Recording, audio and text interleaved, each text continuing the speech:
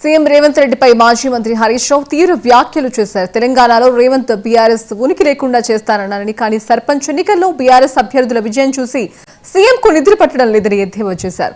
కేసీఆర్ పేరు లేకుండా చేస్తానన్నారు రేవంత్ రెడ్డి. ఇప్పుడు కేసీఆర్ పేరు లేవనెత్తకుండా ఎందుకు ఉండలేకపోతున్నారని ప్రశ్నించారు. సీఎంకు తమ్ముంటే జడ్పీటీసీ, ఎంపీటీసీ ఎన్నికలు పెట్టాలని మాజీ మంత్రి సవాల్ చేశారు. కానీ నిద్రలో కూడా బీఆర్ఎస్ గురించే కల్వరిస్తాడు. బీఆర్ఎస్ పేరు తీయకుండా, కేసీఆర్ పేరు తీయకుండా మాట్లాడతాడు రేవంత్ రెడ్డి. మళ్ళీ మీదికి మేకపోతు గాంభీర్యం, బీఆర్ఎస్ పని అయిపోయింది అంటాడు. ఓసారి ఎప్పుడు అన్నాడు బీఆర్ఎస్ ఇత్తరం కూడా మొలకెత్తనియ్యా అన్నాడు. ఇత్తరం ఇక లేవని బీఆర్ఎస్ ఇత్తరం మొలకెత్తనియ్యా అన్నాడు.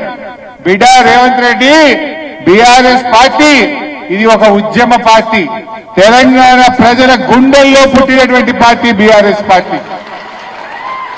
నువ్వు మొలకెత్తనియా అంటే నీ గుండెల్లో నుంచి 4,000 మంది సర్పంచులు మొలకెత్తిండ్రు రేవంత్ రెడ్డి. ఇప్పుడు 4,000 గెలిచిండ్రు.